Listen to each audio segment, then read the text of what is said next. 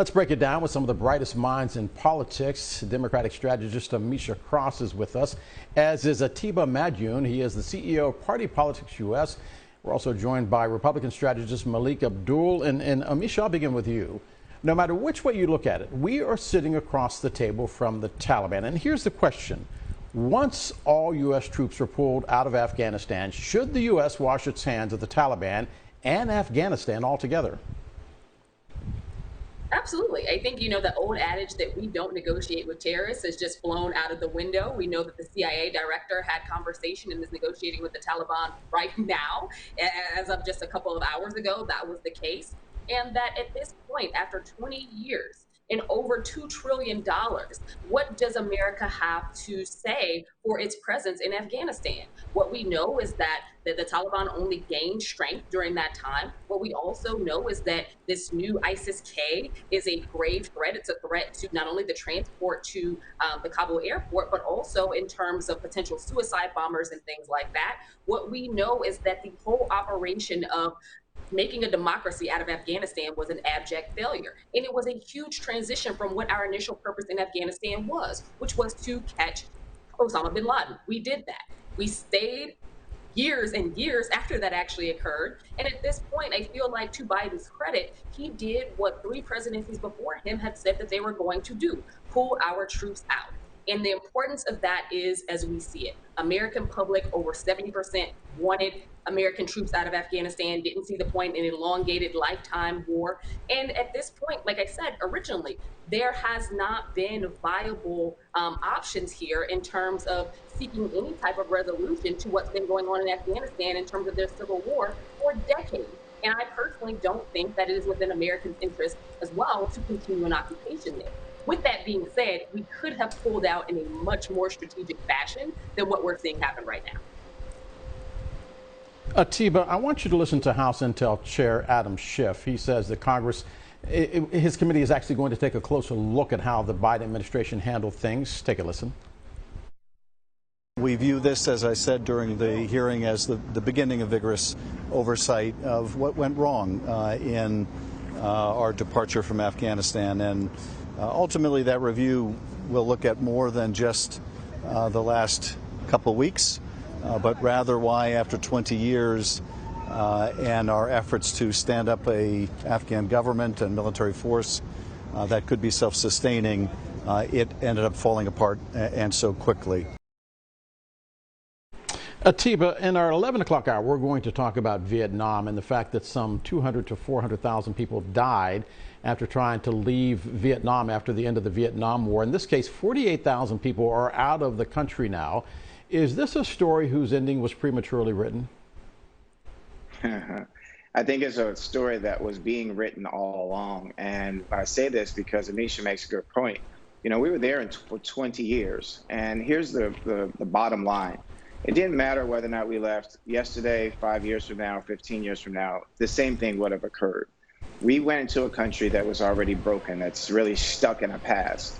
We went into a country, and the Taliban, we keep talking about, hearing these stories about the Taliban rising up. I think the story also has to go back to who created the Taliban.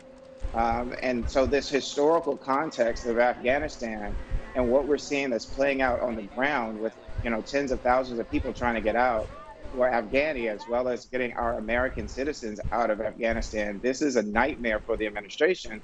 And in terms of what Congressman Schiff was saying, I think the Democrats honestly are, they're looking for some cover when they should be trying to give cover to the president, more cover to the president. The president made a difficult decision that reminds me of the decision that President Obama had to make with Syria during his presidency. And I remember him walking on the White House lawn with his chief of staff, Daley, at the time. He was very pensive, and it was a difficult decision. And just listening yesterday to Secretary Austin from Secretary of Defense talk about this, the president was given numerous options. He made the decision that he thought was the best one. 81 million of us, we keep saying, voted for him. We have to trust in his decision. No, we don't like the optics. But the bottom line was, as Ameshia just mentioned, 70% of Americans wanted us to come out of Afghanistan. It was time. And he decided that he did not want to leave this to another president. And there is no other time than right now to do this. I think it's really also important to note that the prior administration is the one that put him in this situation.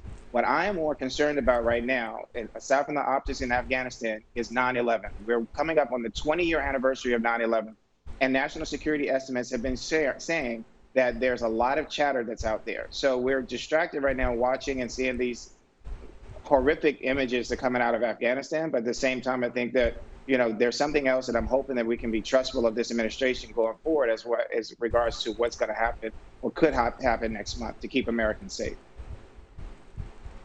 Melik, your thoughts on whether the U.S. should walk away from Afghanistan altogether, and your thoughts on negotiating with the Taliban. Talk about your deal with the devil. Yeah, well, this is something that the U.S. has done over time. So whether that was Saudi Arabia or many of our other people countries that we may consider allies, the U.S. has always been involved in these type of, I'll say, entanglements.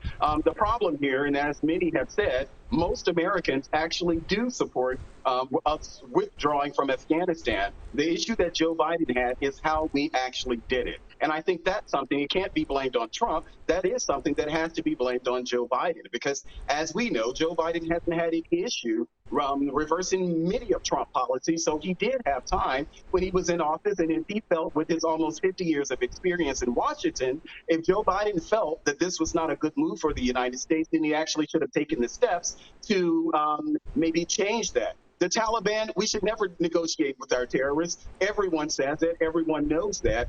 Whether or not we should stay in Afghanistan, it depends on what we leave behind. Obviously, we can't leave behind a country in complete chaos where it ends up being some type of humanitarian disaster because of the fact that Americans actually left. So, yes, we will have to be concerned about that, what we leave behind. But most Americans absolutely want us to, leave Afghanistan. But the Taliban, under no circumstance, we should be confused. The Taliban, they're not our friends here. They're not even our allies here. They are who they are, and they are who they have been, even back when, when they gave the authorization to invade Afghanistan in 2001. These were the same issues that have really been trickling over time, and it's very difficult for the United States to remove itself completely. But I do expect there to be additional extensions, even though the Taliban is resisting that right now. I can't imagine a situation where the United States just completely leaves and then a country is left in chaos. Dale, can I add something in here with Ameshia, this? final thoughts on this. Go ahead, Atiba. Go ahead, I just quickly. want to say, as a Dallas Cowboy fan, often Washington Redskins fans seem to forget when the Cowboys beat the Redskins. I think it's really important here to remember that Trump was negotiating with the Taliban. And I also think it's really important to note that Bolton left the administration because he was appalled about the fact that the president, or the former president, was considering bringing the Taliban to Camp David. So I don't think that we can say that the past administration was not negotiating with the Taliban. It's as if trying to wash our hands of what the last administration did. We have to remember what they did. And I think that some of his national security people are coming out and speaking up on this right now. Yeah, H.R. McMaster says that they cut a deal to surrender to the Taliban. But Ameshia, one final question of you, which is that if we wash our hands of Afghanistan, we wash our hands of the women and children into whom we instilled hope. Is that fair to them? Do we now have a moral obligation to begin diplomatic ties with the Taliban? I think that at this point, there is no way to escape the moral obligation that exists with the United States and Afghanistan. It's sad that now the government that is recognized in Afghanistan is the Taliban, but that is currently where we are because their president decided that he was going to up and run. So at this point, the installation of a new government or the hopes of a new government and one that could stand on its own is dead in the water. The Taliban is the government of Afghanistan, whether the U.S. likes it or whether the Afghani people like it. And that does mean that because we made so many promises, and not only the United States, a lot of our international partners, particularly those across Europe, did as well. That means that there is a debt owed to the women and children in Afghanistan. And we'll see how that plays out. Mm-hmm.